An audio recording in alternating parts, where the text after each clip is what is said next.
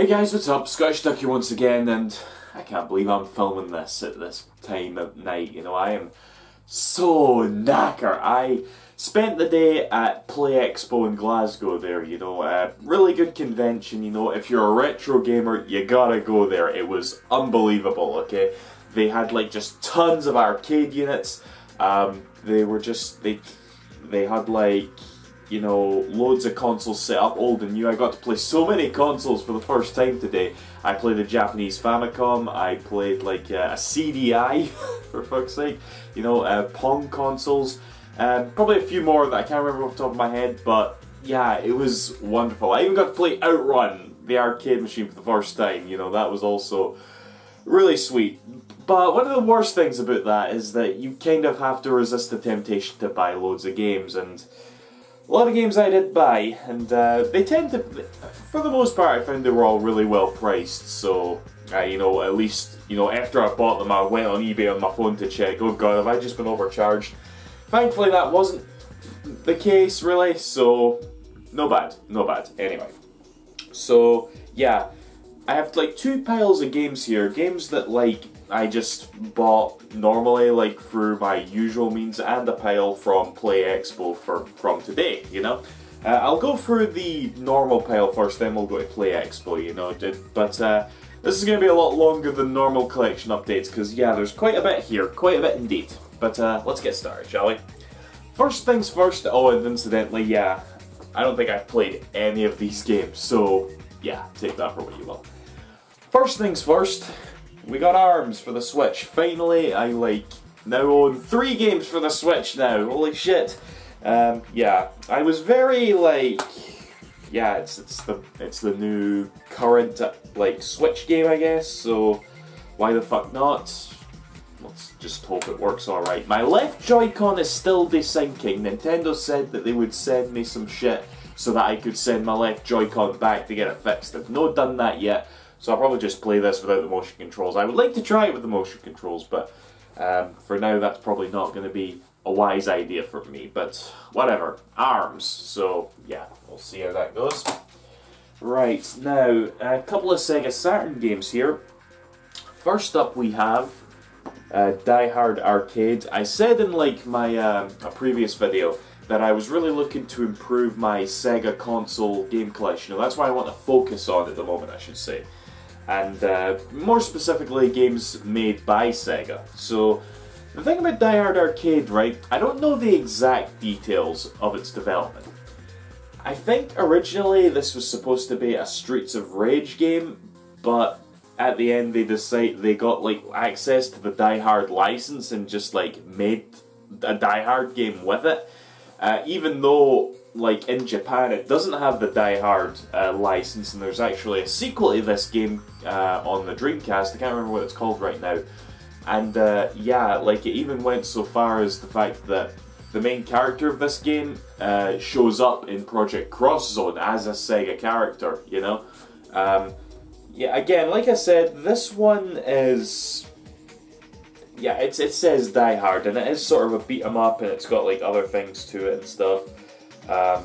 Yeah, but it is a first-party Sega game, and I really always wanted to give it a go, so I got it now. So, yeah, very weird one, isn't it? Die Hard Arcade. Not to be confused with a Die Hard Trilogy, which was I think it was on the PlayStation and the Saturn when that came out. That's a completely different game to this. I don't know which is better, but whatever. We got Die Hard Arcade, so joy. Okay. Next up is another Saturn game, and this is one that I always kept hearing about, it's one of those games that you just keep hearing about, but you never take the time to actually check it out. And that's Bug. This is, I guess, a 2.5D platformer where you play as a bug who is starring in a film and stuff. I've seen gameplay of this, and I know that there's a sequel for it out as well.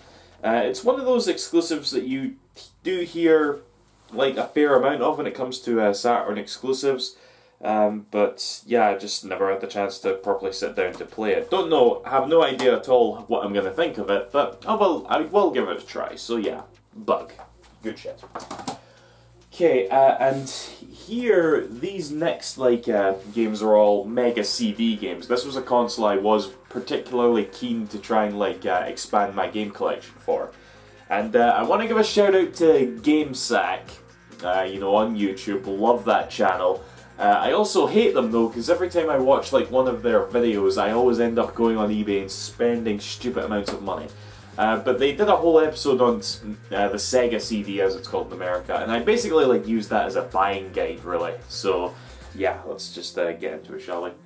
Road Avenger. This is an FMV game where you play as a car, and that's about it. Apparently, it's really good. So yeah, that's there's that. Next is Thunderhawk. It's a helicopter game. Yeah. Okay, I actually have stuff to say about this one. The Amazing Spider-Man versus the Kingpin. Apparently, this is one of the most, I guess, highly regarded exclusive games for the Mega CD. It has a cartoon in between levels, you know, pretty much an exclusive cartoon from the TV show that used to air, you know, and it's just a fairly good platformer apparently. So yeah, sweet. There's Spider-Man has a decent track record for games, doesn't he? That one, actually, I got a good way to segue this in, haven't I? That one that we saw at E3 from Insomniac, I think that looks excellent, you know. Definitely going to keep my eye on that. But yeah, Amazing Spider-Man versus the Kingpin. Can't wait for the way to go. Okay, right, that was my normal pile. Now let's get into the Play Expo pile. So, without further ado, here we have Pilotwings 64. Always wanted to play this one. I love Pilotwings on the Super Nintendo. You know, it was one of the first games I played for the Super Nintendo. And I just kept hearing about this one, but again, kind of like Bug, it was one of those games that I just never got around to actually playing. I don't know why, but I got it now, and it's in the box, as you can see. Now, actually, I'll check this while I'm here. I own one N64 box, you know, because when you're buying N64, Super Nintendo games, or just games that come in boxes in general, it's a million times harder and you're like, nah, fuck this, I just can't be arsed. Here's triple, what is it? Tonic Trouble, sorry. Where am I getting that bit? Yeah, I think I was right, because it says here at the back, not for display use, so I think the guy arsed me over in that regard. Well, maybe not arsed me over, but because it is technically a box, but it just says not for, it's for display use only, so it's not like a proper box, because this one doesn't have it. I don't know, it's here anyway. Fucking Pilotwings 64, always wanted to try it. I haven't even looked in here yet. Wouldn't that be a hoot? Okay, it's there, okay, never mind. Anyway. Next game, okay. Oh shit, should I go right into this? In fact, I'll save this for last, because the next game I got was one that I've always meant, again, I kind of picked up a lot of games that you just always hear about and say, oh, I gotta try that out, just never do, you know? And that's ToeJam and Earl, okay? I thought for the longest time that ToeJam and Earl Panic on Funkatron was the only ToeJam and Earl game there was. But there's obviously this sort of dungeon crawler one that exists on the Mega Drive before that game that you know, had a decent cult following and yeah, existed. So they had this there, and I was like, oh, I've always wanted to try that out. Let's try it out. I played a little bit of the Xbox game, ToeJam and Earl 3. I wasn't too iffy on that. I didn't really play it that long, to be honest. But apparently that game takes most of its cues from this game. So yeah, we'll see how that goes.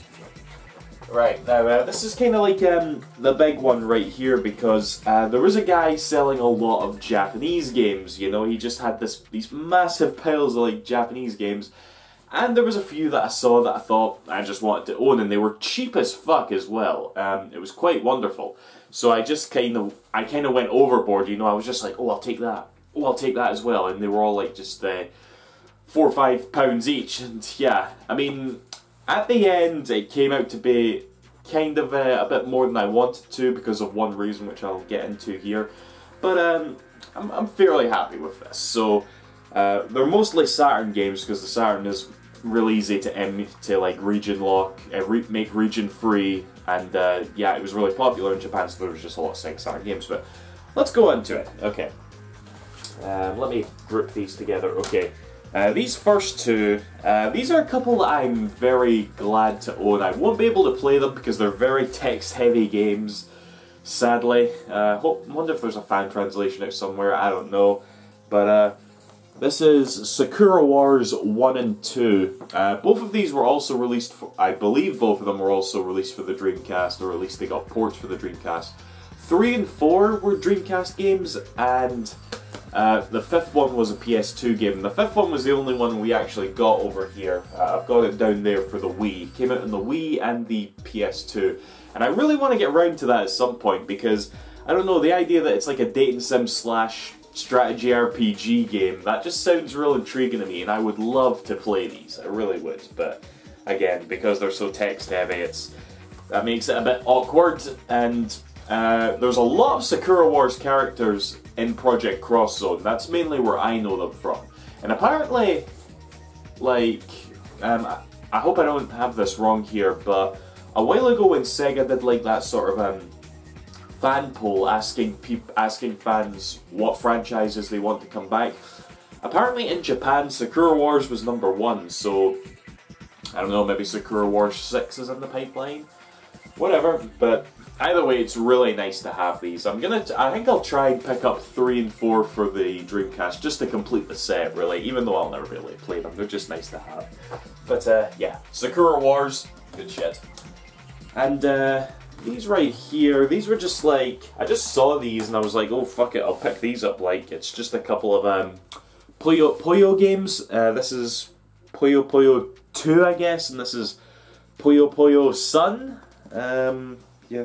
In fact, wait, yeah, they are. I was questioning for a minute there. Is this Puyo Puyo? But it is Puyo Puyo. Yeah, I have no idea what this is. I actually looked up afterwards, and it turns out these aren't even Saturn exclusives. I'm wondering, like, because I've been always under the impression that Puyo Puyo is a Sega franchise, but in a way... Oh god, sorry about that, the camera ran out of memory. This has happened to me a lot recently, I really should clean this thing out. But yeah, I think I was in the middle of like a discussion about who owns the rights to this game. I'm pretty sure it wasn't always Sega anyway, because just as I was emptying out this camera, I did actually remember that there was a Super Famicom at Play Expo that was playing a Puyo Puyo game on the Super Nintendo, so it wasn't always Sega, incidentally, but either way, it's cool, you know, nice wee thing to have. In any case, let's see, I got a couple of Dreamcast games here as well.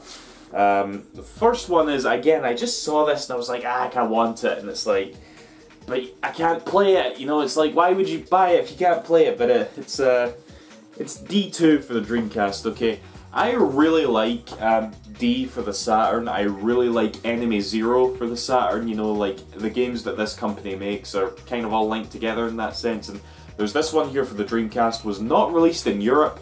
Only America and Japan, and an American copy is super rare, and this was super cheap, so I was like, fuck it, let's buy it. And it's just... Maybe one day I will play this game, okay? I really, really want to, but I got a Japanese version here for whatever reason now, so joy. Okay, and kind of like Sakura Wars, this is just a game I hear about a lot. Like, you just hear it, random Sega fans sort of talk about it, and you see reference to it in like various games here and there, and that's a Rent a Hero #1. I don't know if there's a Rent a Hero #2. That's what it would kind of imply. I don't necessarily even know what it is. I just kind of saw it and I'm like, oh, I recognize this. Let's go for it. And I went for it. So yeah, Rent a Hero #1. That's here now for what it's worth. And next up I got Virtua Fighter Remix. This is basically a re-release of Virtua Fighter for the Saturn. But with better graphics and I guess a few new extra features in that. I'm pretty sure this was released in like English and stuff, and I guess I wouldn't mind owning that, but I got it here anyway, so yeah, whatever. And okay, the last game here, right, this is interesting, right, because I was talking about when I went to go pay for all of these Japanese games, the price was a bit like higher than I thought it was. And it turns out this game was actually really pricey. And I kind of just bunged it in there without really thinking about much of it. The price was right there in front of me, so it's my fault, and I just paid for it anyway without really thinking about it. I'm like, why was this pile of games so expensive? They're all so cheap. Oh, this one's really pricey. And I don't even know what it is. It's Capcom number 4, Capcom Generations number 4, and I guess it's like a compilation of some like Dreamcast games, I guess. And yeah, I ended up going on eBay to take a look for this, and sure enough, the price I paid was decent, you know, like compared to what it normally goes for. So I don't know if I might just sell this one off. I'm really not sure. Because having just this random 4 here just makes me think, well, I want to own 1, 2, and 3 and off other ones, and they're really rare and expensive as well, apparently. So yeah, if anybody can tell me what this thing is, I'd much appreciate it. And yeah, like I said, don't know if I'll sell it, but it's here, I guess. You know, I might even just give it a whirl on the Saturn just to see what it's all about. You never know, it might hold something nice, but in any case, it's here, so joy. And that's that for this collection update. Really big, wasn't it? This is again another like time where it's like, I need to be good, okay? For the rest of this month, I don't think I'm getting anything too big. I don't think anything really comes out for the rest of this month. So I'm gonna be good. No more game buying for a little while, just a little while. Yeah. I have a problem, okay? I really do. Yeah. See you after, guys. Thanks for watching. Bye-bye.